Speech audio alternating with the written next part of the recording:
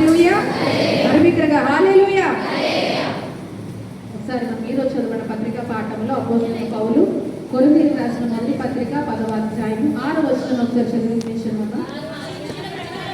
వారు ఆశించిన ప్రకారము ఆశించకుండానట్లు ఈ సంగతులు మనకి దృష్టాంతములుగా ఉన్నవి. చాలని ప్రార్థన చేసుకుందాము.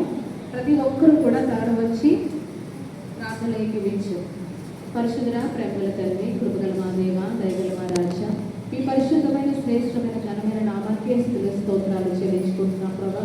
అయ్యా తన ఇంతవరకు ప్రభా ఈ కృష్ణ తర్వాత 9వ ఆదివారపు ఆరాధనలో ప్రభా మమ్మల్ని అందరినీ కూడా ప్రవేశపెట్టి మీ నామాన్ని స్తుతించి మన పరిచయ భాగ్యాన్ని ఉదయకాల సమయంలో అల్పలము అయోగ్యమైన మాకు విరక్ష మహాకృపను బట్టి మీ పేరు స్తోత్రాలు చెల్లించుకుంటున్నాం ప్రభా. అయ్యా తండ్రి పాటల ద్వారా ఆరాధన ద్వారా మీ నామాన్ని మహిమపరుచుకున్నారయ్యా. అయ్యా తండ్రి మీ వాక్యాన్ని ధ్యానించడానికి ప్రభా మేమందరం ఇక్కడ కూడి ఉంటుండగా అయ్యా తండ్రి మా అందరితో మీరే మాట్లాడమని ప్రార్థిస్తున్నాం ప్రభా.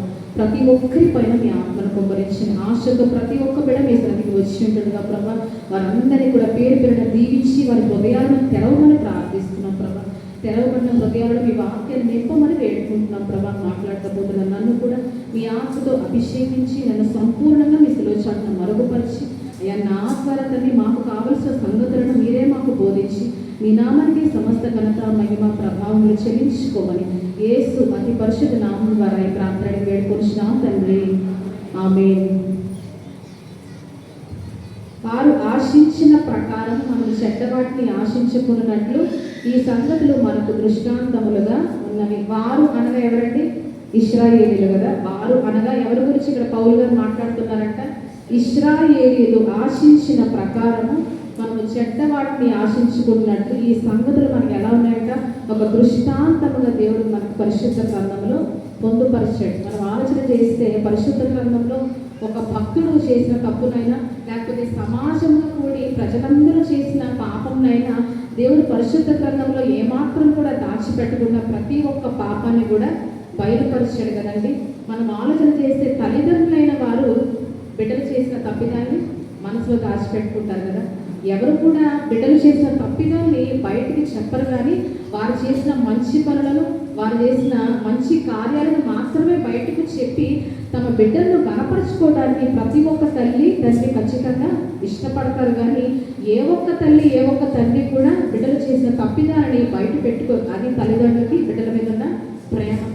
అయితే ఈరోజు తల్లిదండ్రుల కంటే మనల్ని మెల్లగా ప్రేమించే దేవుడు తాను ప్రేమించే భక్తుల పాపాలని పరిశుద్ధ గ్రంథంలో ఎందుకు పొందుపరిచాడు? వాస్తవానికి దావీదుల దేవుడు నా హృదయానుసారుడు అని అతన్ని ఎంతగానో ప్రేమించాడు. అతన్ని ఎంతగా ప్రేమించాడో అతని రాజు స్థానాన్ని బట్టి మనకి అర్థమవుతుంది కదండి. ఒక గొర్రెల కాపరమైన దావీదుని ఒక సింహాసనం మీద కూర్చోబెట్టడాన్ని బట్టి అసలు దేవుడు దావీదుని ఎంతగా ప్రేమించాడో మనకి స్పష్టంగా అర్థమవుతుంది. అయినప్పటికీ దావీదు చేసిన పాపాన్ని దేవుడు మరుగు చేయలేదు కదండి. అతని పాపాన్ని ఉన్నట్టుగా పరిశుద్ధ గ్రంథంలో మన కొరకు రాయించాడు.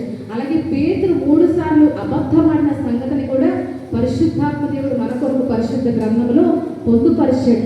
తోమ యేసు ప్రభువుని అనుమానించిన విధానాన్ని కూడా ఆ సంఘటన కూడా పరిశుద్ధ గ్రంథంలో మనకి దేవుడు రాయించాడు. ఇలా చెప్పుకుంటూ పోతే భక్తులు చేసిన పాపాలన్నీ కూడా ఏది దాచిపెట్టకుండా దేవుడు ప్రతిదీ పరిశుద్ధ గ్రంథంలో పొందుపరిచాడు. కారణం ఏంటి అని అంటే వారిని దేవుడు ఎంతగానో ప్రేమించాడు. ఆ పాపాలను క్షమించి వారిని దేవుడు ఎంతగానో తదుపరి సమయంలో ఎంతగానో ఆశీర్వదించాడు. అయితే మనము వారు జీవించిన విధానాన్ని అనుసరించి జీవించకుండా మనము శిక్షకు లోనకుండా దేవుని ఆశీర్వాదాలు పొందుకొనలాగా మన కొరకు వారి పాపాలని పరిశుద్ధ గ్రంథంలో ఆయన పొందుపరిచారు కదండి. చాలా మంది వారు చేశారు కదా, భక్తులైన వారే పాపాలు చేశారు కదా, మనము చేస్తే తప్పేముంది అనుకుంటారు. కానీ వాస్తవానికి దేవుడు ఎందుకు వారి పాపాలను వ్రాయించాడంటే వారు చేసిన ప్రకారము మనము చేయకుండానట్లు దేవుడు వాటిని పరిశుద్ధ గ్రంథంలో ఆయన పొందుపరిచాడు. మనల్ని ప్రేమించాడు ఆయన. హల్లెలూయా. మనల్ని ప్రేమించాడు కాబట్టి మనము ఆ రీతిగా జీవించి ఆయన శిక్షకు పాత్రలం అవుట దేవుడికి ఇష్టం లేదు కనుకనే వారి పాపాలను ఏ మాత్రము మరుగు చేయకుండా ఉన్నది ఉన్నట్టుగా పరిశుద్ధ గ్రంథంలో ఆయన వ్రాయించాడు. ఇప్పుడు ఇశ్రాయేలు కొరకు పరిశుద్ధాత్మ దేవుడు ఏమంటున్నాడంట? వారు ఆశించిన ప్రకారము మీరు చెడ్డ వాటిని ఆశించుకున్నట్లు మీ కొరకే అది నేను పరిశుద్ధ గ్రంథంలో వారి పాపాలు వారు చేసిన తిరుగుబాటు అంతా కూడా నేను వ్రాయించాను అని ఇక్కడ దేవుడు మనకి జ్ఞాపకం చేస్తూ ఉన్నాడు. ఈరోజు మనం ఆలోచన చేస్తే ఇశ్రాయేలు ఎప్పుడు తిరుగుబాటు చేశారంట? అరణ్యంలోకి అడుగు పెట్టినప్పుడు కదా. ఐగుప్తు దేశం నుంచి విడుదల అయిన తర్వాత వారు యేసు ప్రభువైన దేవుని మీద వారు తిరుగుబాటు చేయటము ప్రారంభించారు. మనం ఆలోచన చేస్తే ఈరోజు వారి పాపాలను మనం జ్ఞాపకం తెచ్చుకొని మరి విశేషంగా వారి పాపాలకు దేవుడు వేసిన శిక్షను మనము జ్ఞాపకం చేసుకున్న భక్తులమై ఉన్నాం. అప్పుడే మన జీవితాల్లో మనం ఎలా జీవిస్తామంట? సరి అయిన మార్గంలో మనం నడవడానికి ఆస్కారం ఉంటుంది. అందుకని యేసు ప్రభువు లోతు భార్యను జ్ఞాపకము చేసుకోండి అంటూ ఉంటారు. లూకాసు వార్తలో జ్ఞాపకం చేస్తాడు అన్నమాట. 17వ అధ్యాయం 32వ వచనాన్ని ఒకసారి చదవనమ్మా. లూకాసు వార్త 17వ అధ్యాయం. లోతు భార్యను జ్ఞాపకం చేసుకొని తన ప్రాణమును రక్షించుకున్న ఊరవాడు దానిని పోగొట్టుకున్నవాడు సజీవముగా కాపాడుకుని. ఎవరిని జ్ఞాపకం చేసుకోమంటానంటే ముందు యేసు ప్రభువు ఇక్కడ లోతు భార్యను జ్ఞాపకం చేసుకున్నా. అంటే లోతు భార్యను జ్ఞాపకం చేసుకుని అంటే ఏం జ్ఞాపకం చేసుకోవాలంట? ఆమె చేసిన పాపాన్ని, ఆమె చేసిన తిరుగుబాటు నిమిత్తము దేవుడు ఆమెకు వేసిన శిక్షను మరి విశేషంగా మనము జ్ఞాపకం చేసుకుని. చరిత్రలో మరణం లేకుండా ఉప్పుస్థలంగా మారిపోయిన ఒకే ఒక స్త్రీ ఎవరంట? లోతు భార్య. అంటే ఆమె పాపాన్ని మరి విశేషంగా వెనువెంటనే ఆమెకు వచ్చిన శిక్షను మనకు జ్ఞాపకం చేసుకోవడం ద్వారా మనం ఎలా జీవించగలుగుతామంట? సరి అయిన మార్గంలో నడవటానికి మనం ప్రయత్నించగలుగుతాం. అందుకని ఇక్కడ లోతు భార్యను మీరు జ్ఞాపకం చేసుకోండి అని యేసు ప్రభువు చెప్తా ఉన్నాడు. కాబట్టి ఇక్కడ ఇశ్రాయేలు పాపాన్ని కూడా మనం ఎందుకు జ్ఞాపకం చేసుకోవాలంటే ఇశ్రాయేలు అలా చేశారు, ఇశ్రాయేలు ఇలా చేశారని చెప్పి మనము నీతిమంతులుగా ఉండి వారిని మనం కించపరచడానికి కాదు. కానీ మనం చాలాసార్లు ఏం చేస్తాం? ఇశ్రాయేలు తిరుగుబాటు చేశారు. ఇశ్రాయేలు క్రొవ్విన దూడను వారు బంగారు దూడను వేసుకున్నారు, దానిని పూజించారు, ఆరాధించారని మనం ఎన్నోసార్లు ఇశ్రాయేలు చేసిన తిరుగుబాటు అంతటి కూడా జ్ఞాపకం చేసుకుంటాం. కానీ వాస్తవానికి మనము కూడా ఏమాత్రం మినహాయింపు కాదు కదండి. వారిని కించపరచడానికి పరిశుద్ధ గ్రంథంలో ఈ పాపాలు మన కొరకు దేవుడు రాయించలేదు. కానీ మనము ఆ పాపాల నుంచి తప్పుకొని ఆ మార్గాన్ని విడిచి దేవుని మార్గంలో తిన్నగా నడవటానికి మన కొరకు రాయించాడు. కాబట్టి ఇప్పుడు మనం అవి ఎందుకు జ్ఞాపకం చేసుకోవాలంట? అరణ్యంలో వారు చేసిన తిరుగుబాటును బట్టి మనం అనుసరించి మన జీవితాల్లో ఎంత మాత్రం కూడా ఆ పాపాన్ని చేయకూడదన్న ఉద్దేశంతో కేవలం పరిశుద్ధాత్మ దేవుడు మన కొరకు ఈ లేఖనాన్ని వ్రాయించాడు. కాబట్టి ఇప్పుడు ఇశ్రాయేలు ఎప్పుడు తిరుగుబాటు చేసిన విషయాన్ని మనం ఆలోచన చేస్తే ఐగుప్తు దేశంలో వారు బానిసత్వంలో ఉన్నారు కదండి. స్వేచ్ఛ స్వాతంత్రము ఏమాత్రమైన ఇశ్రాయేలుకు ఉందా అంటే ఏమాత్రం కూడా వారికి స్వాతంత్రము లేదు కదా. ఫరో యొక్క బానిసత్వంలో ఉన్నారు. మేము ఇక్కడ నివాసం చేస్తాము, ఇక్కడ పడుకుంటాం, ఇక్కడ విశ్రాంతి తీసుకుంటాం, ఈ సమయంలోనే పని చేస్తాం, ఈ ఆహారాన్ని మాత్రమే తింటామని ఏమాత్రం కూడా చెప్పటానికి వీలు లేని ఒక బంధించబడిన స్థితిలో 430 సంవత్సరాలు ఇశ్రాయేలు జీవించారట ఫరో యొక్క చేతి క్రింద.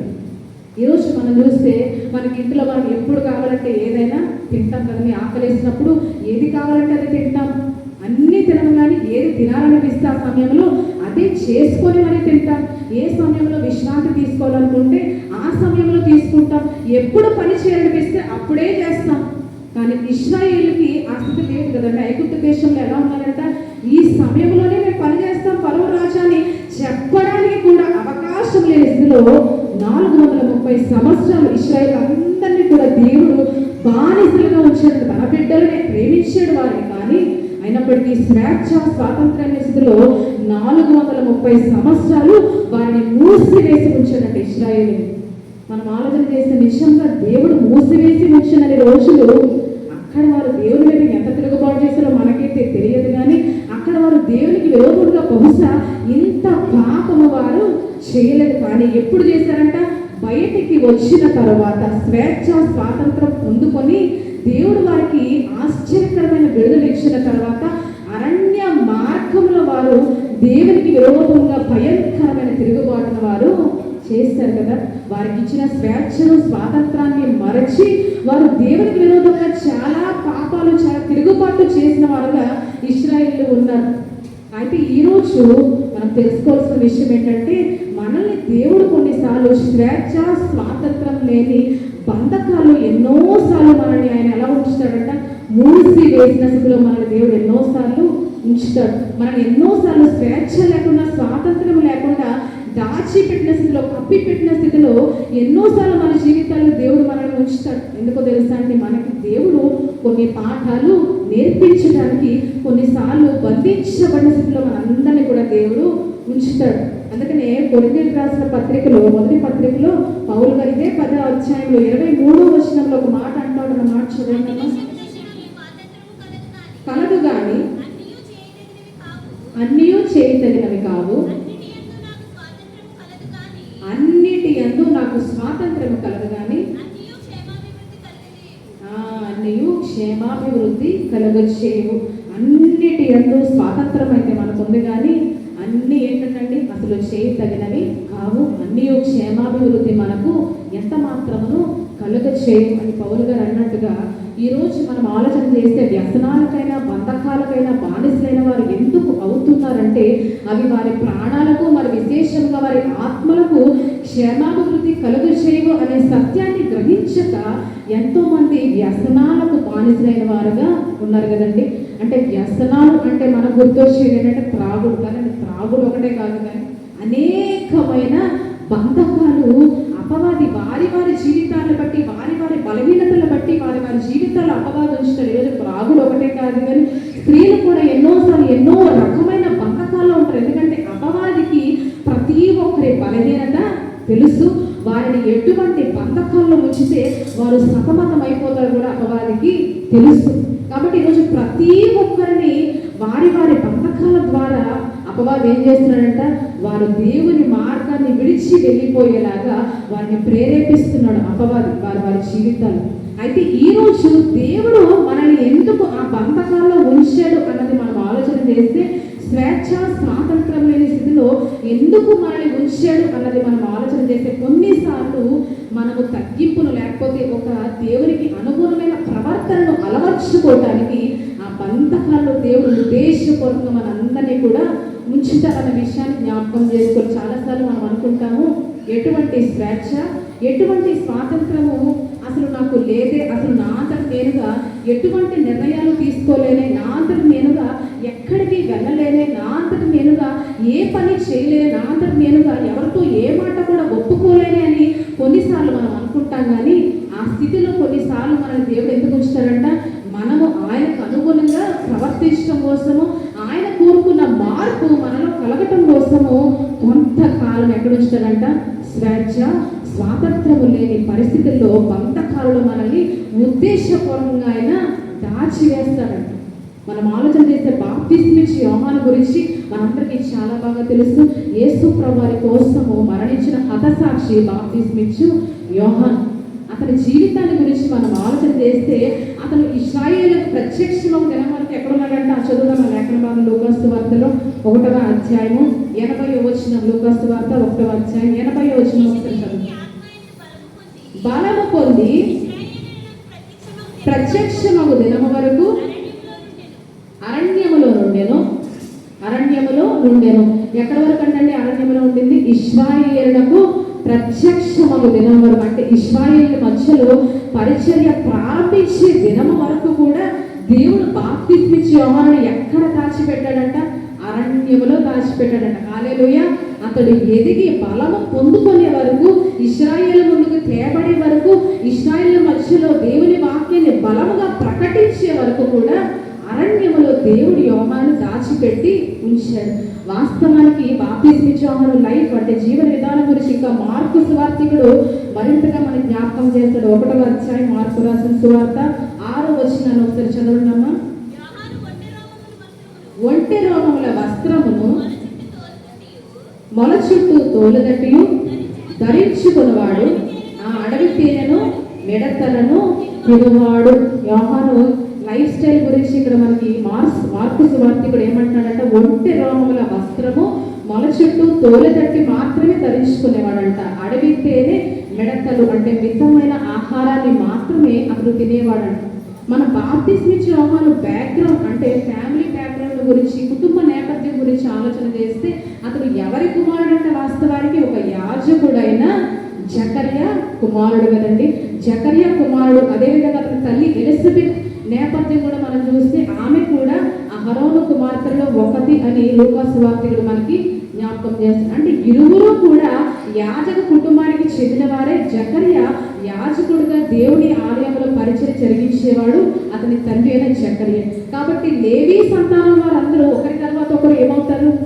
యాజకులుగా ఉండి దేవుని సన్నిధానంలో పరిచయం జరిగించేవారుగా ఉన్నారు, దేవుడిచ్చిన ఆజ్ఞ చొప్పున. అయితే ఇప్పుడు ఈ బాప్తిస్మిచ్చే యోహాను వాస్తవానికి ఏమవ్వాలంటే జకర్యా కుమారుడైన బాప్తిస్మిచ్చే యోహాను యాజకుడుగా ఒక యాజక వస్త్రాలు ధరించి దేవుని సన్నిధానంలో పరిచయం చేయవలసిన వాడు ఎవరంట?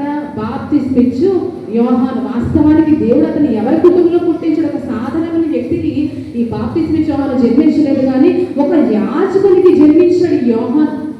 మరి అతను ఏం చేయాలంటే లెక్క ప్రకారం వాస్తవానికి అంటే యాజక వస్త్రాలు ధరించి దేవుని సన్నిధానంలో గౌరవప్రదంగా పరిచయం జరిగించి ప్రజలందరి చేత మన్ననలు మర్యాదలను పొందుకొనగలిగిన వాడు బాప్తిస్మిచ్చే యోహాను అని దేవుడు ఎక్కడ దాచిపెట్టాడండి? ఇశ్రాయేలులకు ప్రత్యక్షమయ్యే దినము వరకు కూడా అరణ్యములో అతను ఉంచాడంట. అతని వస్త్రాలు ఏంటంట? ఒంటె రోమముల వస్త్రము, మొల చుట్టూ తోలుగట్టి కట్టుకొని అడవి తేనె మిడతలను మాత్రమే తింటూ ఒక మితమైన ఆహారాన్ని, మితమైన జీవితాన్ని కలిగి ఉంటూ దేవుని కొరకు అరణ్యంలోనే అతడు బంధించబడ్డాడంట. ఎంత అద్భుతమైన శిక్షణ దేవుడు బాప్తిస్మిచ్చే యోహానుకి ఇచ్చాడంటే! ఎందుకు స్వేచ్ఛ స్వాతంత్రము లేని స్థితిలో బాప్తిస్మిచ్చే యోహానును బంధించి ఉంచాడంటే అతను అలా బంధించబడిన విధానము మనకి ఎక్కడ బయలుపరచబడుతుందంటే అతడు ఇశ్రాయేలుకు ప్రత్యక్షమైన తర్వాత దేవుడు అతను ఎందుకు అన్ని సంవత్సరాలు దాచిపెట్టి ఉంచాడో మనకు అర్థమవుతుంది. ప్రజలందరినీ కూడా క్షేమాభివృద్ధి కలుగజేసే మార్గాల్లో నడిపించిన వాడు బాప్తిస్మిచ్చే యోహాను. క్షేమాభివృద్ధికరమైన మాటలు పలికిన వాడు బాప్తిస్మిచ్చే యోహాను.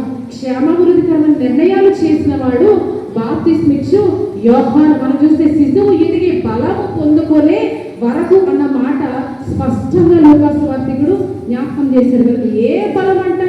ఏ బలం పొందుకోవటానికి స్వాతంత్ర్యమైన స్థితిలో యోహానుని దేవుడు కట్టివేశాడంటే క్షేమాభివృద్ధికరమైన నిర్ణయాలు తీసుకునే బలాన్ని పొందుకునే వరకు, క్షేమాభివృద్ధి కలుగజేసే మార్గాల్లో ప్రజలు నడిపించే బలాన్ని పొందుకునే వరకు కూడా అతన్ని అరణ్యములో బంధించి ఉంచాడు దేవుడు. అందుకనే అరణ్యం నుండి ఒక్కసారి ఇశ్రాయేలు మధ్యలో పరిచయం చేయటము ప్రారంభించిన తరువాత మనం ఆలోచన చేస్తే యోహాను దగ్గరికి వచ్చి అతని శిష్యులు ఏమంటారు? బోధకుడా, నీవెవరికి బాప్తిస్మ ఇచ్చావో ఇప్పుడు ఆయనే బాప్తిస్మ ఇస్తున్నాడయ్యా. ఆ యేసు ప్రభువుని అందరూ వెంబడిస్తున్నారు, అందరూ ఆయన వద్దకి వెళ్ళిపోతున్నారయ్యా అంటే ఇందు నిమిత్తమే నేను వచ్చాను. నన్ను మీరైనా వారైనా నన్ను కాదు, కానీ యేసు ప్రభువుని మీరు తొదకు వెంబడించాలి. ఆయన హెచ్చవలసినది నేను తగ్గవలసినది. నీ సమయానుకూలంగా తాను తగ్గించుకున్నవాడు బాప్తిస్మిచ్చే యోహాను. ఎలా పలికాడు ఆ క్షేమాభివృద్ధి కలుగజేసే మాటలు తన శిష్యులతో, మీరైనా నన్ను వెంబడించండి. వారు వెళితే వెళ్ళారు, కానీ మీరైనా తుద వరకు నన్నే వెంబడించండి అనలేదు. కానీ మీరు కూడా వెంబడించవలసింది ఎవరినంట? యేసు ప్రభు వారిని. మీరు కూడా నన్ను వదిలి యేసు ప్రభు వారి దగ్గరికి వెళ్ళవలసిందే. ఆయన వద్ద బోధలు మీరు వినాల్సిందే, ఆయన వద్ద రక్షణను మీరు పొందుకోవాల్సిందే అని ఆయన హెచ్చవలసినది. ఇందు నిమిత్తమే నేను ఇక్కడికి వచ్చాను, ఇందు నిమిత్తమే నేను ప్రభువు దూతగా ఇక్కడికి ఈ లోకంలోనికి పంపించబడ్డానని ఒక క్షేమాభివృద్ధి కలుగజేసే మాటలను అతడు పలికాడంటే దానికి గల కారణము అరణ్యంలో దేవుడు అతన్ని మూసివేసిన విధానము. స్వేచ్ఛ స్వాతంత్రం లేకుండా అతన్ని మూసివేసి బంధించి దేవుడు అతనికి శిక్షణ ఇచ్చిన విధానమే బాప్తిస్మిచ్చే యోహాను అలా మారడానికి కారణం. ఏ రోజులో సైతము ఎదిరించాడు కదండి బాప్తిస్మిచ్చే యోహాను. రాజు అని కూడా భయం లేకుండా ధైర్యంగా అతని సహోదరుడు భార్య విషయంలో అతను తప్పు చేసినప్పుడు, పాపము చేసినప్పుడు ఇది నీకు తగదు అని బాప్తిస్మిచ్చే యోహాను రాజు అని ఏ రోజుల సైతము హెచ్చరించాడండి. ఎలా ఆ క్షేమాభివృద్ధి కలుగజేసే మాటలు ఏదో పలికాడంటే అతను మూసివేయబడిన విధానము బంధించాడు దేవుడు అతన్ని.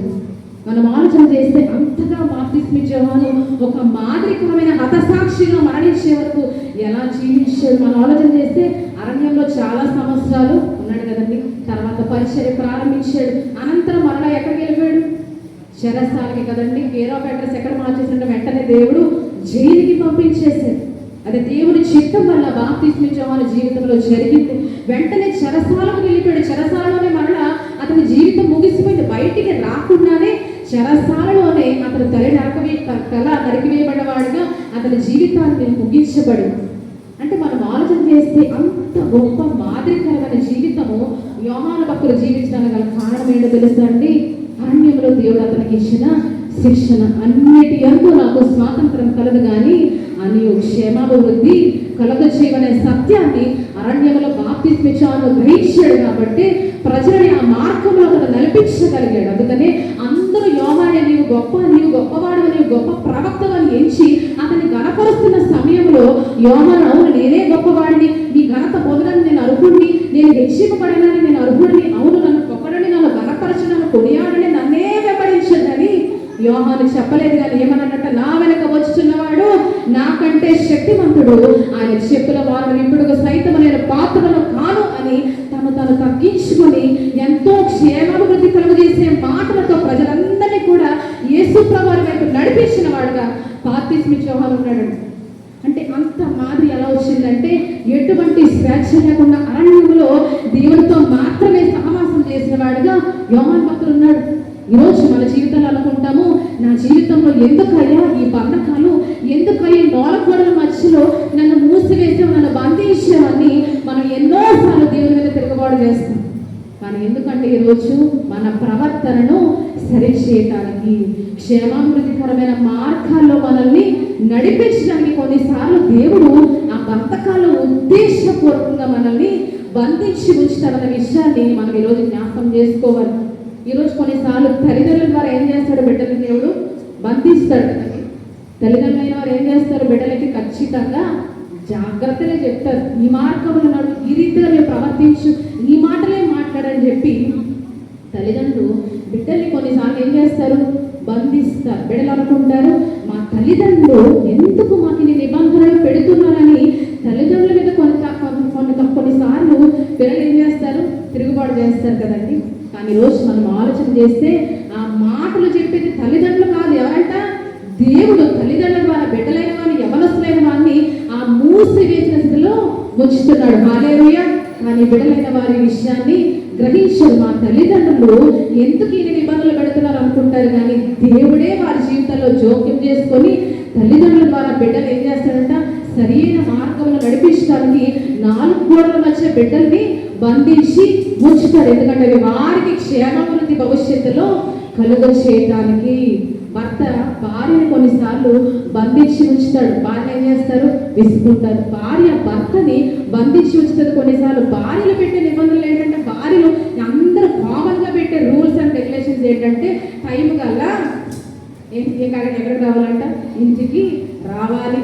పని అయిపోయిన వెంటనే ఎక్కడికి వెళ్ళకుండా నేరుగా ఇంటికి రావాలని భార్య భర్తకి నిబంధన పెడుతుంది. కొన్నిసార్లు భర్తలు అనుకుంటారు, అయ్యో నా భార్య ఏంటి, నాకు అసలు స్వేచ్ఛ స్వాతంత్రాలు లేకుండా ఇన్ని నిబంధనలు పెడుతుంది ఏంటి అనుకుంటారు. కానీ వాస్తవానికి వారి జీవితంలో పనిచేసేది ఎవరంట? ఎటువంటి తప్పుడు మార్గంలో నడవకుండా భార్య ద్వారా భర్తని, భర్త ద్వారా భార్యని బంధించబడిన ఎవరు ఇస్తున్నారండి? ఈరోజు దేవుడు ఉంచుతున్నాడు. ఎందుకంటే మనుషుల ద్వారా ఆ రీతిగా మన దేవుడు హెచ్చరిస్తూ సరైన మార్గంలో నడిపించడానికి ఆయన ఇష్టపడుతున్న విషయాన్ని జ్ఞాపకం చేసుకోవాలి. అక్కలు కొన్నిసార్లు ఏం చేస్తారు? చెల్లెల్ని కంట్రోల్లో పెట్టుకుంటారు కదా. చెల్లెలకి అక్కలు సెకండ్ మదర్గా మారిపోతారు, అంటే 2వ తల్లిగా మారిపోతారు. ఇక్కడికే వెళ్ళాలి, ఈ సమయానికల్లా ఇంటికి రావాలని అక్కలు చెల్లెల్ని హెచ్చరిస్తున్నప్పుడు చెల్లెలు బాధపడతారు, నా అక్కేంటి నాకు తల్లిలాగా వ్యవహరిస్తున్నారు. కానీ అక్కడ మూసివేసిలో ఎవరిస్తున్నారంట? దేవుడు ఇస్తున్నాడు. యవన బిడ్డల్ని జారిపోకుండా, యవన బిడ్డల్ని తప్పు మార్గంలో నడవకుండా దేవుడే వారిని ఆ రీతిగా బంధించి ఉంచుతాడు. అన్న తమ్ముడిని కంట్రోల్ చేస్తాడు, కొన్నిసార్లు తమ్ముడు అన్నని కంట్రోల్ చేస్తాడు. ఈ విషయాలు మనం అన్ని విషయాల్లో మనం ఆలోచన చేస్తే ఒకసారి స్నేహితులు కూడా మనల్ని కంట్రోల్లో పెడతారు. అంటే ఈ విషయాలన్నింటిలో మనం చాలా జాగ్రత్తగా ఆలోచన చేస్తే కొన్నిసార్లు దేవుడే ఆ మూసివేసిన స్థితిలో మనందరినీ కూడా ఉంచుతున్న విషయాన్ని మనము మర్చిపోతూ ఉంటాము. ఎందుకు నాకు ఈ రూల్స్, ఎందుకు నాకు ఈ నిబంధనలు, నేనెందుకు ఇవి పాటించాలి, నేనెందుకు నా జీవితాల్లో వీటిని అనుసరించి నడవాలి అనుకుంటున్నాను. యోహానును బంధించిన దేవుడే ఈరోజు మనందరినీ కూడా బంధించడానికి మనము మన విషయాలు మన జీవితాల్లో ఖచ్చితంగా గ్రహించలేకపోతే దాన్ని దాటి బయటికి వెళ్ళడానికి మనము ఏదో విధంగా మన జీవితాల్లో ప్రయత్నం చేస్తాం. కానీ రోజు దాటి బయటికి వెళితే మన జీవితాల్లో ఎటువంటి క్షేమాభివృద్ధి జరిగేది లేదు. కానీ దాటి బయటకు వెళ్లకుండా దానిలోనే ఉంటూ దేవునికి అనుగుణంగా మనం జీవిస్తే ఏదో ఒక రోజు ఆ స్వేచ్ఛ స్వాతంత్రాన్ని దేవుడు మనకు అనుగ్రహిస్తాడు. ఎప్పుడు అనుగ్రహిస్తాడంటే ఆ స్వాతంత్రం వచ్చిన తర్వాత, విడుదల వచ్చిన తర్వాత కూడా క్షేమాభివృద్ధి కలుగజేసే మార్గాల్లో మనం నడిస్తే, అంటే అటువంటి నిర్ణయాలు మనం తీసుకున్నామని దేవుడు అనిపిస్తే ఇటువంటి నిర్ణయాలు తీసుకుంటారు, ఇటువంటి మార్గాల్లోనే మీరు నడుస్తారని ఎప్పుడైతే దేవుడు గ్రహిస్తాడో, ఎప్పుడైతే దేవుడు తెలుసుకుంటాడో ఖచ్చితంగా విడుదల మన జీవితాల్లో మనకు అనుగ్రహిస్తాడు. కానీ ఈరోజు మనం ఏంటంటే ముందుగానే స్వేచ్ఛ స్వాతంత్రాన్ని పొందుకోవాలని మనం మన జీవితాల్లో తాపత్రయపడిపోతూ ఉంటాం. మనుషుల మీద విసుక్కుంటూ ఉంటాము. మనుషుల మీద మనం ఎన్నో సడుగుతూ ఉంటాం. మోషే అహరోనుల మీద ఏం చేశారు? అలాగే ఇశ్రాయేలు సడిగారంటారు. మోషే అహరోను ఒక క్రమమైన పద్ధతిలో ఇశ్రాయేలు నడిపిస్తున్న క్రమంలో ఇశ్రాయేలు అందరూ కూడా మోషే అహరోనుల మీద వారు సడిగారంట.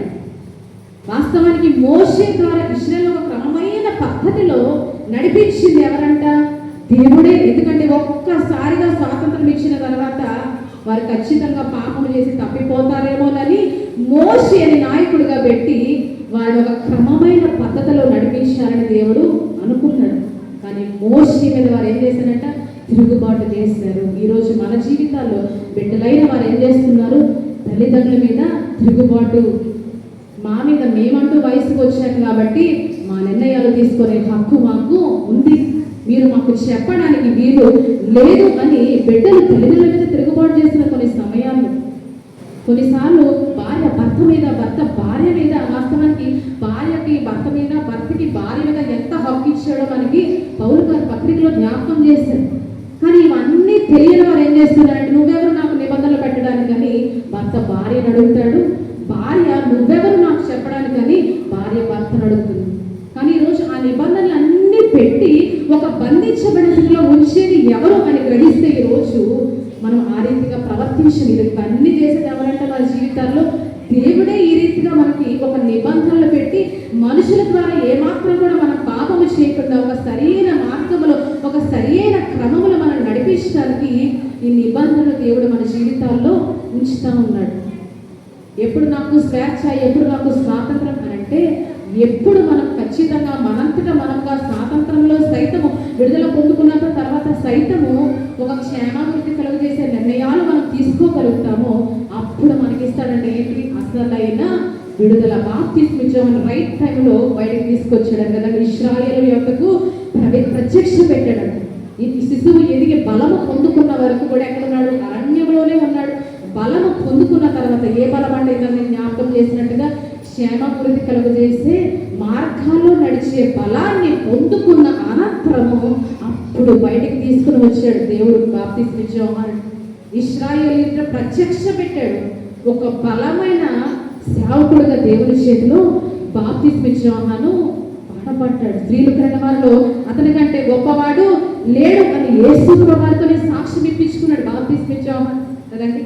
సాక్షాత్తు పరిశుద్ధుడు, నీతిమంతుడు, సర్వాధికారి యేసు ప్రభువే యోహాను గురించి అన్న మాట్లాడంట. అతని కంటే గొప్పవాడు స్త్రీలు కన్న వాళ్ళ మరి ఎవడు కూడా లేడు అని సాక్ష్యం ఇచ్చారంట యేసు ప్రభు.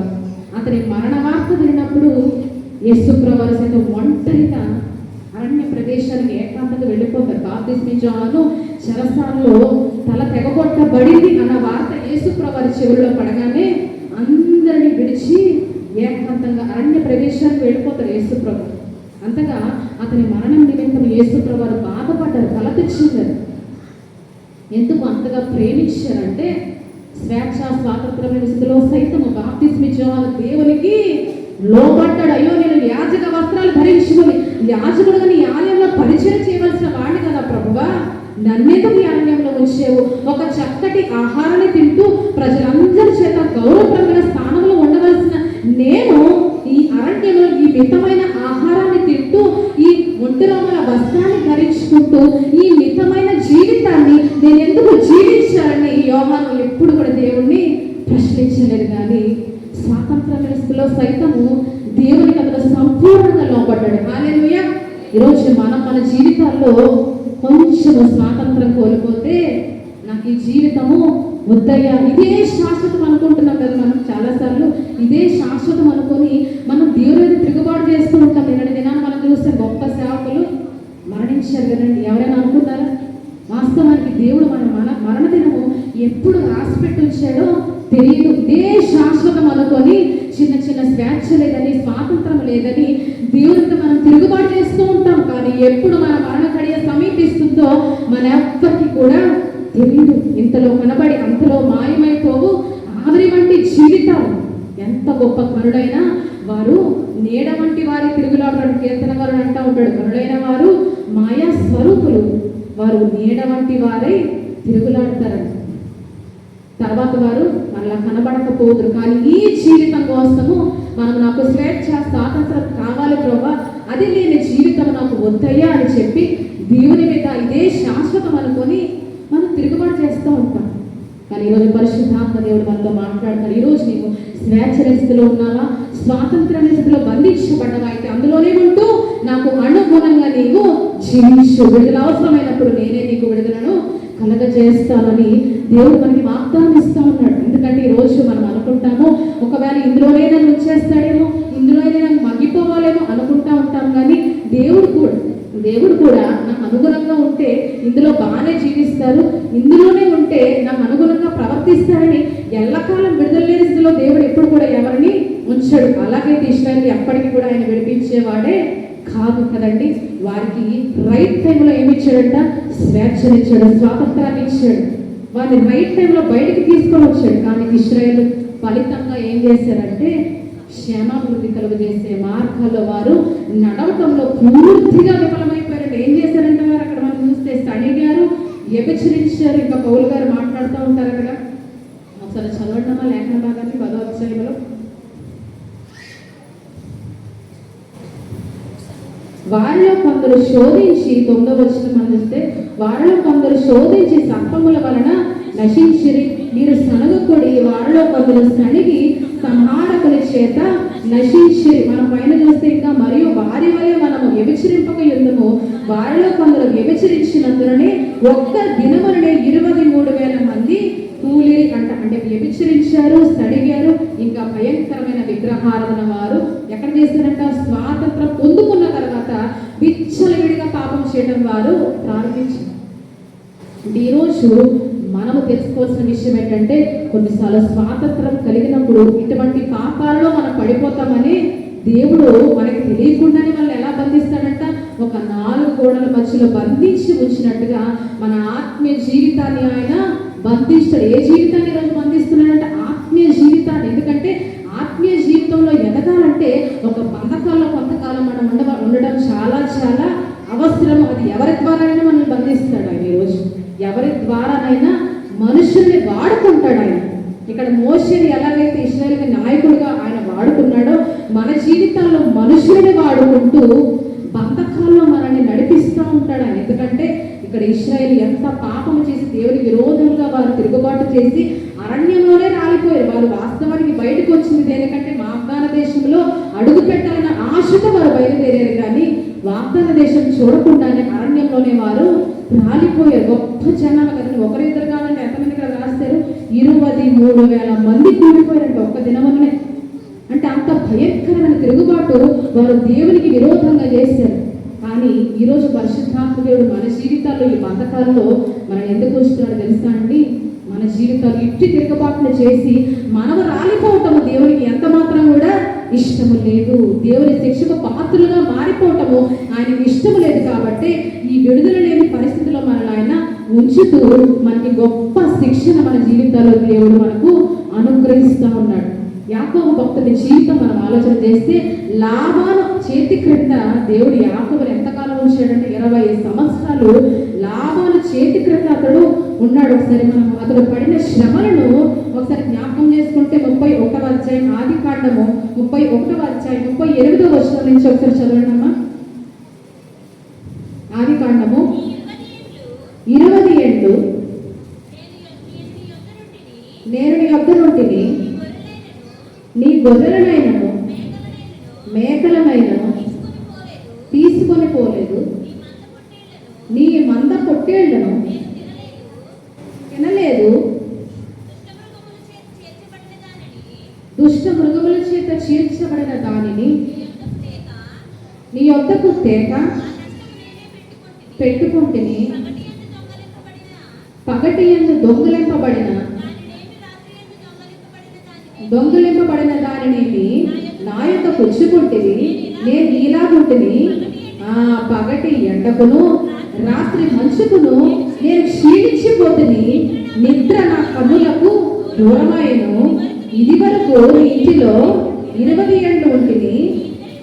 కుమార్తెల నిమిత్తము 14 ఏళ్లను, నీ మంద నిమిత్తము 6 ఏళ్లను కొలువు చేసిదిని. అయినను నీవు నా జీతము 10 మారులు మార్చి విచారండి.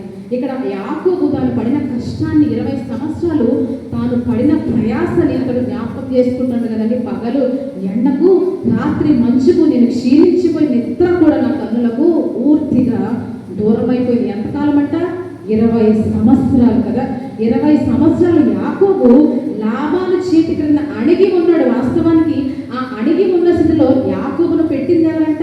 దేవుడే. యాకోబును లాబాను క్రింద ఉంచాడు. స్వేచ్ఛ స్వాతంత్రం లేని స్థితిలో బంధకాల్లో 20 సంవత్సరాల పాటు యాకోబును ఉంచింది ఎవరంటే మహామహుడైన ఆ దేవుడే. తన చిత్తాన్ని యాకోబు పట్ల నెరవేర్చడానికి, యాకోబును ఇశ్రాయేలుగా మార్చాలంటే సామాన్యమైన విషయం కాదు కదండి. యాకోబును ఇశ్రాయేలుగా మార్చాలంటే 20 సంవత్సరాల పాటు లాబాను చేతి క్రింద అణచి ఉంచాడంటే యాకోబుని మనం అనుకుంటాము ఎంత గొప్ప ఆశీర్వాదం యాకోబుది. యాకోబు ఇశ్రాయేలుగా ఒక్క రాత్రిలోనే మారిపోయాడే. నీ పేరు ఇంటి మీద యాకోబు కాదు, ఇశ్రాయేలే. నీ నుంచి ఒక జనాంగాన్ని బయలుదేరదీస్తానని ఎంత గొప్ప ఆశీర్వాదాన్ని దేవుడు యాకోబుకి ఇచ్చాడు అనుకుంటాం. కానీ దాని వెనకాల దేవుడు అతనికి శిక్షణ ఇచ్చిన విధానము ఎంతో ఆశ్చర్యమైనది కదా. 20 సంవత్సరాల పాటు అతను ఇశ్రాయేలుగా మార్చి ఇశ్రాయేల్ నుంచి ఒక జనాంగాన్ని బయలుదేరదీయాలంటే, ఎంతగానో అతన్ని హెచ్చించి ఆశీర్వాదాలు అతని మీద కుమరించాలంటే 20 సంవత్సరాల పాటు లాబాను చేతి కింద యాకోబు ఉండవలసిందే అని దేవుడు ఉద్దేశించాడు తన చిత్తంలో. అంటే లాబాను చేతి కింద ఉంచాడు. వాస్తవానికి యాకోబుకు లాబాను చేతి కింద ఉండవలసిన అవసరం లేదు. ఎందుకంటే యాకోబు తండ్రి ఇస్సాకు ఎవరు? ఒక ధనవంతుడు కదండి, ఒక రిచ్ పర్సన్. ఒక ధనవంతుడు అయినప్పటికీ అతని కుమారుడిని యాకోబు ఎక్కడికి వెళ్ళి ఎవరు చేతుకున్నారంటే తన మామయ్య అయిన లాబాను చేతి క్రింద 20 సంవత్సరాలు కొలువు చేశాడంట. 2 కుమార్తెల నిమిత్తము 14 ఏళ్ళు, మంద నిమిత్తం మరి 6 ఏళ్ళు, టోటల్గా 20 years. 20 సంవత్సరాల పాటు కొలువు చేసిన తర్వాత అప్పుడు దేవుడు యాకోబుకి ఏమి ఇచ్చాడు? విడుదలనిచ్చాడు, స్వాతంత్రాన్ని ఇచ్చాడు, స్వేచ్ఛనిచ్చాడు. అయితే ఈ క్రమంలో యాకోబు నేర్చుకున్నది ఏంటి? ఎందుకు యాకోబుని అటువంటి స్థితిలో దేవుడు 20 సంవత్సరాలు మూసివేసి ఎందుకు ఉంచాడు? ఎందుకు కప్పిపెట్టి యాకోబు జీవితాన్ని ఉంచాడు అనే విషయాన్ని మనం ఆలోచన చేస్తే, యాకోబు ఒకప్పుడు తన అన్నయ్యని యాసావు కంటే అతను ఇశ్రాయేలుగా మార్చబడక ముందు యాకోబు తన అన్నయ్యని యాసావుతో మాట్లాడిన తీరు గురించి మనం ఆలోచన చేస్తే, యాసావు పొలంలో నుంచి చాలా ఆకలితో అలసిన స్థితిలో వచ్చినప్పుడు, అయ్యా నేను కొంచెం తమ్ముడు నాకు కొంచెం ఆ వంటకంలో కొంచెం పెట్టయ్యా అని చెప్పి ఆకలి తీర్చమని అడిగాడు. ఏమంత పెద్ద కోరిక యాసావు కోరలేదు కదా. యాసావు అడిగింది ఏంటి? తమ్ముడిని ఏమడిగాడు? కొంచెం అన్నం ఉంటే పెట్టు, నీవు చేసిన ఆ వంటకం ఆ కూర కొంచెం మాత్రమే నాకు వెయ్యి అని యాసావు తన తమ్ముడైన యాకోబుని చాలా చిన్న కోరిక అడిగాడు. కానీ చిన్న కోరిక అడిగిన యాసావుని యాకోబు ఎంత పెద్ద కోరిక అడిగాడంట. అయితే నీ జ్యేష్ఠత్వ హక్కును నాకు ఇచ్చేయి, అమ్మాయి అని చెప్పి అడిగినప్పుడు యాసావు ఆఖరిలో తన జ్యేష్ఠత్వ హక్కును అమ్మివేశాడు. వెంటనే తాను వండుకున్న వంటకాన్ని అంతటిని యాకోబు తన అన్నయ్య యాసావుకు పెట్టాడు. ఒకప్పుడు యాకోబు తన అన్నయ్య యాసావుతో మాట్లాడిన విధానం అది కదా. తమ్ముడు అయ్యాక కొంచెం పెట్టయ్యా అంటే నీ జ్యేష్ఠత్వ హక్కును నాకు ఇచ్చే అని మాట్లాడాడు. కానీ 20 సంవత్సరాలు లాబాను చేతి క్రింద అడిగి ఉన్న యాకోబు నేర్చుకున్నది ఏంటో తెలుసా అండి? మనం ఆలోచించే ఎంతో అద్భుతకరమైన మాటలు యాకోబు తన అన్నయ్య యాసావుతో మాట్లాడతారు. చాలా సంవత్సరాల తర్వాత యాసావును ఎదుర్కొనడానికి వచ్చినప్పుడు ఆదికాండం 33వ అధ్యాయము 5వ వచనం ఒకసారి చదవన్నామా? 33వ అధ్యాయం. నీ యాసావు కన్నెలెత్తి ఆ స్త్రీలను పిల్లలను చూసి వీరు నీకేమి కావాలని అడిగినందుకు అతడు వీరు దయచేసిన పిల్లలే. అప్పుడు ఆ దాసి సాగిలపడిరి. లేయాయు సాగిలపడిరి. ఆ తరువాత రాహేలును సాగిలపడిరి.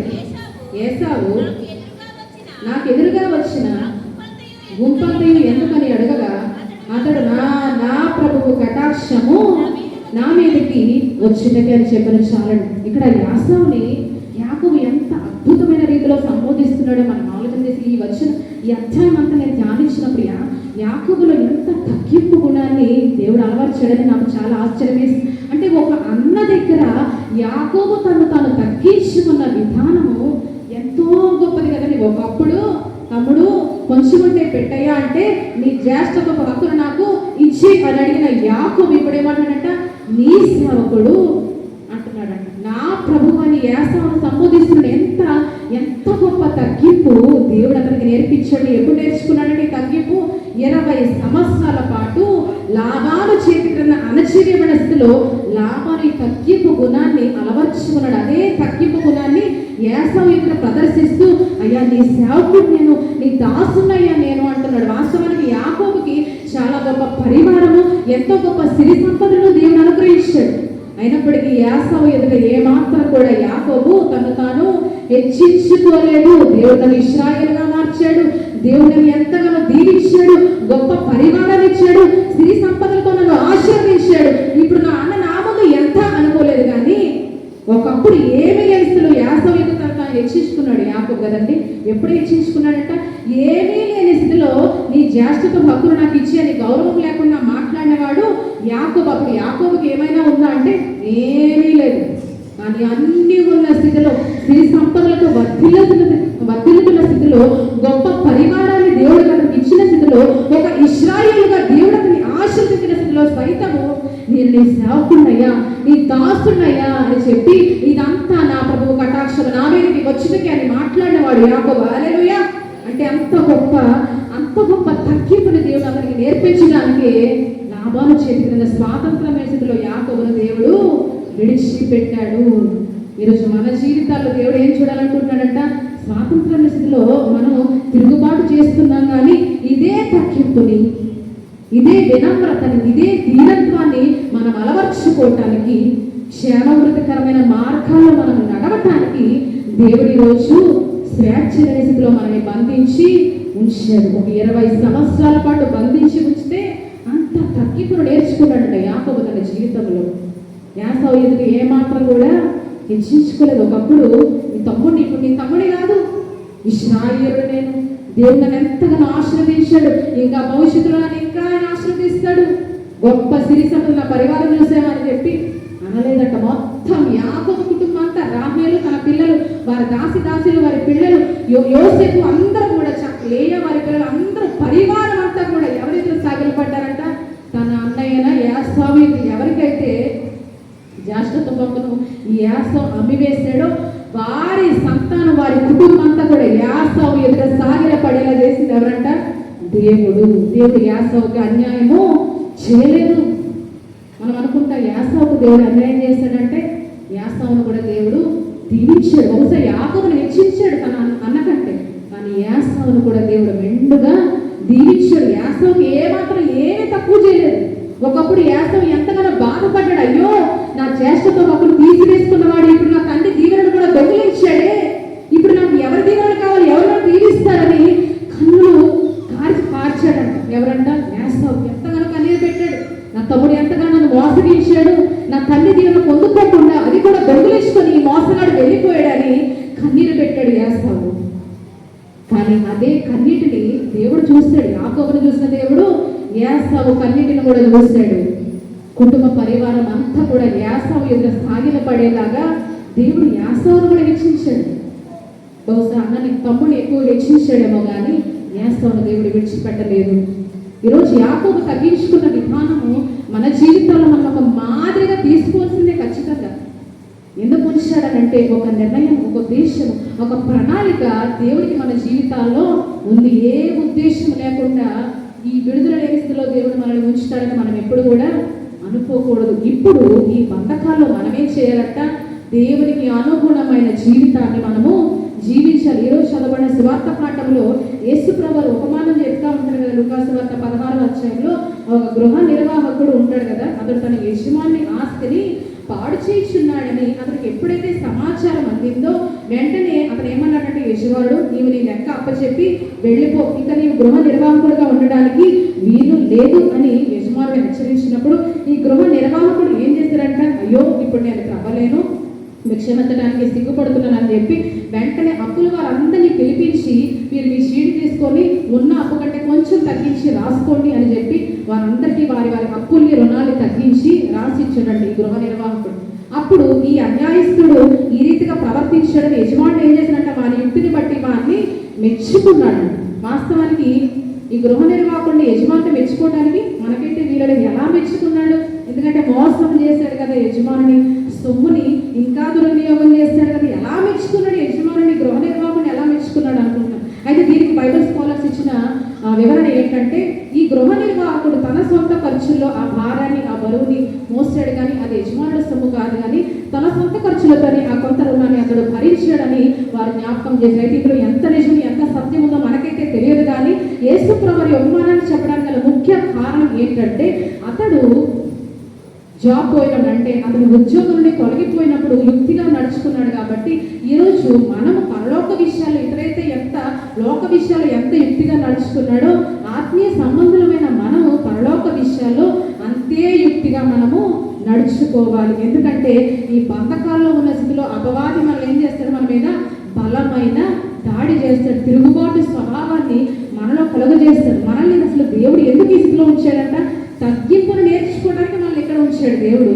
కానీ ఈ క్రమంలో అపవాది ఏం చేస్తాడు, తిరుగుబాటును మనలో రేపటానికి వాడి వంతు ప్రయత్నం వాడు చేస్తాడు. కాబట్టి గృహ నిర్వాహకుడు ఎలాగైతే ఉద్యోగం పరిస్థితిలో ఎంతో యుక్తిగా నడుచుకున్నాడో పరలోక విషయాల్లో ఆత్మీయ సంబంధమైన మనము కూడా అంతే యుక్తిగా అంతే వివేకవంతంగా అంతే తెలివిగా మనము నడుచుకోవాలి, నిర్ణయాలు తీసుకోవాలి. అప్పుడు మనము ఖచ్చితంగా ఈ స్వేచ్ఛలో స్వాతంత్రంలో ఏం నేర్చుకోగలుగుతామంట, దేవుడు మనకి ఏమి నేర్పాలనుకుంటున్నాడో ఆ విషయాన్ని మనం నేర్చుకోగలుగుతాము.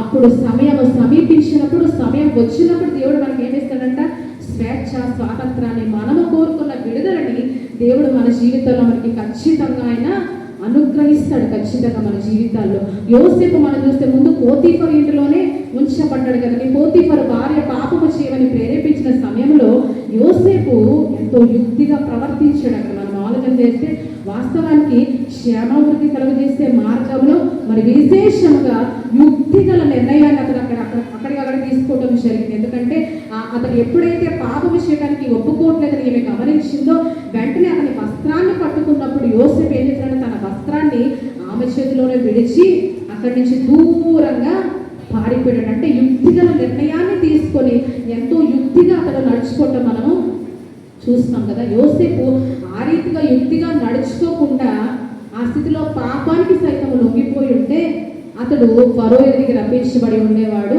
కాదు. పోతీఫరు ఇంటిలోని యోసేపు జీవితము ముగిసిపోయి ఉండేది ఖచ్చితంగా. కానీ అక్కడ ఏం చేశాడంటే ఆ సమయంలో ఎంతో యుక్తిగా అతడు ప్రవర్తించాడు. తన వస్త్రాన్ని విదిలించుకోవడానికి ప్రయత్నించలేదు, కానీ వస్త్రాన్ని విడిచిపెట్టి తాను వెళ్ళగలిగినంత దూరము వెళ్ళిపోయాడు ఆ స్త్రీ ఎదుట నుంచి. అంటే యుక్తిగా ప్రవర్తించాడు ఆ సమయంలో యోసేపు. ఈరోజు మన జీవితాల్లో అపవాది నుంచి పారిపోవటానికి మనం కూడా యుక్తిగా నడుచుకోవాలి కదండి. అపవాదిని ఎదిరిస్తే వాడే మన ఎదురుని ఏం చేస్తాడంట, పారిపోతాడు, దూరంగా పారిపోతాడు. అయితే ముందు మనం యుక్తిగా వాడిని ఎదిరించాలి. మన మనసులో వాడు మనలో తిరుగుబాటు కలుగజేసిన సమయంలో మనం యుక్తిగా అపవాదిని ఎదిరించినప్పుడు వాడు మన నుంచి దూరంగా వాడు పారిపోతాడు. యోసేపు ఆ స్త్రీని విదిలించుకొని ఎలాగైతే తన యుక్తిగా నడుచుకొని వెళ్ళిపోయాడో అనంతరము దేవుడు యోసేపుని ఫరో ఎదుట నిలవబెట్టాడు. అధికారిగా మార్చాడు. ఒక ఎచ్చైన స్థానాన్ని ఉన్నత స్థానాన్ని యోసేపుకు దేవుడు అనుగ్రహించాడు. కానీ ఈరోజు మనము అపవాదికి ఈ స్థితిలో కొన్నిసార్లు ఏం చేస్తున్నామంట, వంగిపోతున్నాం కదా. ఎంతమంది అనుకుంటున్నారు ఈరోజు నాకు తెలియదు, కానీ నా జీవితంలో ఏమీ లేదు, ఆశీర్వాదం లేదు, హెచ్చింపు లేదు, ఘనత లేదు, స్వాతంత్రం లేదు, నేను అనుకున్నట్టుగా నడవలేను, నేను అనుకున్నట్టుగా మాట్లాడలేను, అడుగు కూడా వేయటానికి ఎవరి పర్మిషన్ అయినా నాకు కావాలి, ఎటువంటి స్వేచ్ఛ స్వాతంత్రం నా జీవితంలో లేదు, ఇది ఒక జీవితమేనా అని అనుకుంటే వారి పరిశుద్ధాత్మ దేవుడు చెప్తా ఉన్నాడు. బాప్తిస్మ యోహానుని హెచ్చించినట్టుగా యాకోబుని హెచ్చించినట్టుగా మిమ్మల్ని కూడా నేను హెచ్చించడానికి ఈ స్థితిలో మిమ్మల్ని మూసివేసే బంధకాలు నేను ఉంచాను అని దేవుడు మనకి సెలవిస్తూ ఉన్నాడు. ఎంతమంది ఈ సత్యాన్ని గ్రహిస్తున్నారో నాకైతే తెలియదు, కానీ ఈ సత్యాన్ని గ్రహించిన వాడు ఖచ్చితంగా తన జీవితంలో వర్ధిల్లుతారు ఖచ్చితంగా. హల్లెలూయా. నమ్మిన వారు హల్లెలూయా చెప్తామని. హల్లెలూయా. ఈ సత్యాన్ని మనం ఎప్పుడైతే గ్రహిస్తామో, ఈ రోజు ఉన్న స్థితి దేవునికి తెలియనిది కాదు అని మనం గ్రహించాలి. ఎందుకంటే దేవుడు తెలియక ఎవరిని కూడా ఏ స్థితిలో ఉంచడు, కానీ ఆయన తెలిసే ఉద్దేశపూర్వకంగానే ఆయన ప్రణాళిక చప్పుననే ప్రతి ఒక్కరిని వారి వారి స్థితిలో బంధించి ఉంచుతాడు. ఎవరికి ఎప్పుడు విడుదలవ్వాలో ఆయనకి తెలుసు. కొంతమందికి ముందే విడుదల కావచ్చు, కొంతమందికి సమయం పట్టవచ్చు, కొంతమందికి మరింత సమయం పట్టవచ్చు, కానీ వారి వారి జీవితాల్లో వారి వారి క్రమాన్ని వారు నేర్చుకున్న తర్వాత, క్షేమాభివృద్ధి కలుగజేసే మార్గంలో నడవడానికి వారు ఇష్టపడిన తర్వాత, అటువంటి నిర్ణయాలు తీసుకోవడానికి వారికి మనసు వచ్చిన తర్వాత, దేవుడే ఉద్దేశపూర్వక మనందరినీ కూడా మన బంధకాల నుంచి విడుదల చేస్తాడు. యాకోబుని విడుదల చేసినట్టుగా, బాప్తిస్మ యోహానుని విడుదల చేసినట్టుగా మన జీవితాల్లో మనల్ని కూడా విడుదల చేసే రోజు ఒకానొక రోజు అది దేవుని చిత్తంలో ఉంది. ఆ రోజు విడుదల అయిన తర్వాత మనం ఎలా ప్రవర్తించాలంట? దేవునికి అనుగుణంగా. ఇక్కడ యాకోబు ఎలా ప్రవర్తించాడు? దేవుణ్ణి మెచ్చే విధంగా ప్రవర్తించాడు. దేవుడు ఎంతో మెచ్చుకొని ఉంటాడు కదా. యాకోబు ఏసావుతో అంత తగ్గించుకొని మాట్లాడినప్పుడు దేవుడు ఎంత సంతోషించి ఉంటాడు. అబ్బా, నేను ఇచ్చిన శిక్షణ ఎంత గొప్పగా పనిచేసింది యాకోబులో. బాప్తిస్మ యోహాను ప్రజలందరి ఎదుట నీతిగా మాటలు బోధిస్తున్నప్పుడు నేను ఇచ్చిన శిక్షణ ఇతరులో ఎంత గొప్పగా రూపుదాల్చిందో అని దేవుడు ఎంతగానో సంతోషించున్నాడు వారి ఎదురు విషయాల్లో. ఈరోజు మన జీవితాల్లో ఎంత సంతోషిస్తాడో ఇప్పుడే మనం వేరు చేసుకోవాలి. ఎందుకంటే ఇశ్రాయేలు స్వేచ్ఛనిచ్చిన తర్వాత వారు ఏం చేశారంట?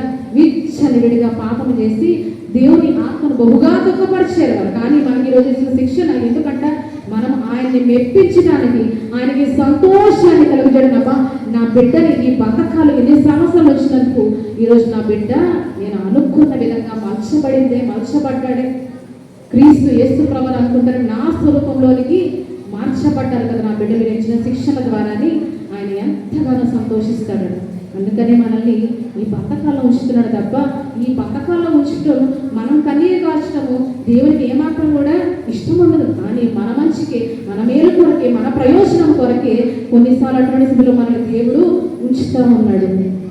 కాబట్టి మనం చేయవలసింది ఏంటంటే, ఇందులోనే ఉంటూ దేవునికి అనుగుణంగా నేను ఎలాగో జీవించగలను, దేవుడు నాకు ఏం నేర్పిస్తున్నాడు, ఏ తప్పిదము నాలో ఉంది, ఏ గుణము నాలో లోపముగా ఉంది, ఏ గుణం ద్వారా దేవుడు నాలో బాధపడుతున్నాడు అన్న విషయాన్ని ఆలోచన చేయగలిగితే ఆ గుణాన్ని తీసివేసుకోవడానికి దేవుడు మనకి సహాయం చేస్తాడు. అట్టి గుణాన్ని యాకోబు తీసివేసుకున్నాడు. అన్న వద్ద గర్వంగా మాట్లాడిన యాకోబు అన్న వద్ద ఒక సేవకుడు, ఒక దాసుడుగా తగ్గించుకుని దీన స్థితిలోనికి వెళ్ళిపోయాడు దేవుడి కొరకు యాకోబు. అందుకనే ఇశ్రాయేలుగా అతను మార్చబడ్డాడు. ఊరికి ఆగిన యాకోబుకు ఇవ్వలేదు దేవుడు ఒక జనాంగం. ఈరోజు ఇశ్రాయేల్ దేశం ఉందంటే ఎవరు కారణం అంటే యాకోబు మూలము. ఎవరంటే మూలపురుషుడు యాకోబు. అంత గొప్ప ఆశీర్వాదము అతని నుంచి దేవుడు ఎందుకు ఇచ్చినట్టే తను తాను అన్న ఎదుట అంతగా తగ్గించుకున్నాడు యాకోబు. మనలో ఏ మైనస్ అంటే తగ్గింపే. నేనెందుకు తగ్గాలి కదండి. మనం అన్ని విషయాల్లో ఏమనుకున్నామంటే నేను తగ్గనంటే నేను తగ్గను, నేనే ఎక్కువ అంటే నేనే ఎక్కువ అంటాం. అక్క చెల్లి దగ్గర, చెల్లి అక్క దగ్గర నేను ఎక్కువ అంటే నేను ఎక్కువ, అన్న తమ్ముడు దగ్గర, తమ్ముడు అన్న దగ్గర, భార్య భర్త దగ్గర, భర్త భార్య దగ్గర, తల్లిదండ్రుల దగ్గర, బిడ్డలు తల్లిదండ్రుల దగ్గర సైతము మేమెక్కువ అంటే మేమెక్కువ అనుకుంటూ తగ్గింపును విడిచిపెట్టి దేవుని విరోధంగా పాపం చేస్తున్నారు. కానీ దేవుడు కోరుకున్నది ఏంటంటే ప్రతి ఒక్కరిలో తగ్గింపు. యేసుప్రభువారు అదే తగ్గింపును చూపించి 33 సంవత్సరాలు యేసుప్రభువారు తగ్గింపు కలిగిన జీవితాన్ని ఆయన జీవించారంట. వాస్తవానికి ఎవరు యేసుప్రభువారు అంటే ఒక నీతిగల న్యాయాధిపతి, సర్వాధికారి. కానీ ఆయన న్యాయం తీర్చే దేవుడైన ఆయన ఒక ప్రశ్న అడిగితే నాకు చాలా ఆశ్చర్యం వేసింది. చాలాసార్లు ఒక ఊచ చేయగలవాడిని అక్కడ ప్రవేశపెట్టడం అక్కడ వచ్చినప్పుడు ఇతన్ని విశ్రాంతి దినమున స్వస్థపరచ న్యాయమా కాదా అని ఎవరిని అడిగారంట? అన్యాయములైన అన్యాయస్తులైన మనుషుల్ని, పాపాత్మైన మనుషుల్ని ఎవరు ప్రశ్నిస్తున్నారు? న్యాయవంతుడు, సత్యవంతుడు, నీతి గల దేవుడైన ఆయన మనుషుల్ని న్యాయమా కాదని అడగటము ఎంత తగ్గించుకుని ఉంటారు కదండి యేసుప్రభువారు. ఎందుకంటే వాస్తవానికి న్యాయం తీర్చేది ఎవరంటే, అసలు న్యాయకులు నియమించింది ఎవరంటే యేసుప్రభువారు. ఆజ్ఞని ప్రవేశపెట్టింది ఎవరంటే యేసుప్రభువారు. అటువంటి దేవుడైన ఆయన కేవలం ఒక మనిషిని అడుగుతున్న మాట, విశ్రాంతి దినమున స్వస్థపరచుట న్యాయమా కాదా? అడగవలసిన అవసరము యేసు ప్రభువుకు ఉందా అండి? ఏ మాత్రము కూడా లేదు. ఎందుకంటే ఆయనే ఒక న్యాయాధిపతి, ఆయనే ఒక సర్వాధికారి.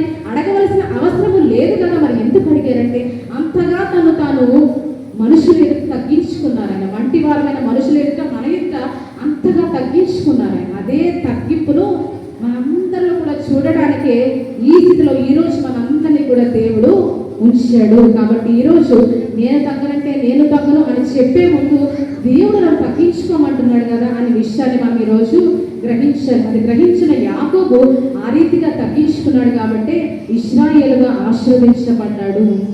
ఇశ్రాయేలుగా ఆశీర్వదించబడండి. అబ్రహాము, ఇస్సాకు, యాకోబుల దేవుడని దేవుడు చెప్పుకుంటున్నాడు. వారి పేరులు ఎత్తి, వారి నామాలు ఎత్తి. ఈరోజు మన జీవితాల్లో ఈ స్థితిలో ఉన్న మనము ఒక మాదిరిగా జీవించడము చాలా అవసరము. క్షేమాభివృద్ధి కలుగజేసే మార్గాల్లో మనం నడవటము చాలా అవసరం. ఎందుకంటే అన్నిటి ఎందు మనకి స్వాతంత్రం కలదు, కానీ అన్నీ చేయతగినవి కావు. అన్నీ క్షేమాభివృద్ధి ఎంత మాత్రం కూడా కలుగా చేయవు. కాబట్టి ఆదాము హవ్వలు నడుచుకున్న రీతిగా మనం నడుచుకోకూడదనే వారి పాపాన్ని కూడా దేవుడు వ్రాయించాడు కదండి. వారి శరీరానికి, వారి ఆత్మలకి ఆ పండు తింటే క్షేమాభివృద్ధి కలుగుతుందనే అసత్యంలో వారు ఉండిపోయి ఆ పండును భుజించారంట. వారికి తెలియలేదు ఏంటి అది వారికి క్షేమాభివృద్ధి ఎంత మాత్రం కూడా కలుగొచ్చేదనే విషయాన్ని గ్రహించలేదు కాబట్టి వారు ఆ పండును భుజించారు. కాబట్టి ఈరోజు మనకి దేవుడు తెలియజేసిన అన్ని క్షేమాభివృద్ధి కలుగజేయ, అన్ని చేయటమే ఎంత మాత్రము కావు కనుక ఈ విషయాన్ని మనం గుర్తించి ఖచ్చితంగా దేవుడు ఈరోజు మనం ఉంచిన స్థితిలో ఉంటూ దేవుడికి అనుగుణంగా జీవిస్తూ అపవాది చేసే దాడులు మనం ఎదిరిస్తూ ఒకానొక రోజు దేవుడు విడుదలిచ్చే సమయానికి ఎలా మారిపోవాలంట? ఆయన స్వరూపంలోనికి మనము మారిపోవాలి, ఆయన సారూప్యంలోనికి మనము మారిపోయి విడుదల కలుగజేసిన తర్వాత మన జీవితాన్ని బట్టి దేవుడు ఎంత మాత్రం కూడా దుఃఖించకూడదు. కానీ మన జీవితాన్ని బట్టి దేవుడికి ఏం కలగాలంటే విడుదల ఇచ్చిన తర్వాత మన జీవితాన్ని బట్టి దేవుడికి సంతోషము, ఆనందము కలగాలి. ఆ రీతిగా మనం ఇప్పుడు నుంచే జీవించడానికి ప్రయత్నించాలి. ఏదో ఒక రోజు ఖచ్చితంగా మన జీవితాల్లో మనకి స్వాతంత్రాన్ని, నిశ్చయమైన స్వేచ్ఛని మనకి దేవుడు ఇస్తాడు. ఎప్పుడైతే మనం అర్హులుగా మార్చబడతామో, ఎప్పుడైతే ఆయనకు అనుగుణంగా మార్చబడతామో అప్పుడు రైట్ టైంలో దేవుడు మనల్ని బయటికి రమ్మని పిలుస్తాడు కదండి. మనల్ని బయటికి రమ్మని పిలిచినప్పుడు మనం ఎలా రావాలంట? ఒక ఆయన రూపంలోనికి మార్చబడిన వారి వల్ల మనము బయటికి ప్రవేశించాలి. ఆ రీతిగా దేవుడి రోజు మనందరి జీవితాన్ని కూడా తీర్చిదిద్దాలని అనుకుంటున్నాడు. కాబట్టి ఆయనకు అనుగుణంగా మనం జీవించడానికి మన ప్రయత్నం చేద్దాం. తిరుగుబాటును మానివేసి దేవుడి చిత్తాన్ని మన జీవితాల్లో గ్రహించి ఆయన రూపంలోనికి మార్చబడలాగా దేవుడు తన పరిశుద్ధాత్మ ద్వారా మనందరికీ తన మహాకృపను అనుగ్రహించుగాక. ఆమేన్. సమస్త జ్ఞానం మించిన దేవుని సమాధానము యేసుక్రీస్తు వల్ల మీ హృదయములకు, మీ తలంపులకు కావలియుడుగాక. ఆమేన్.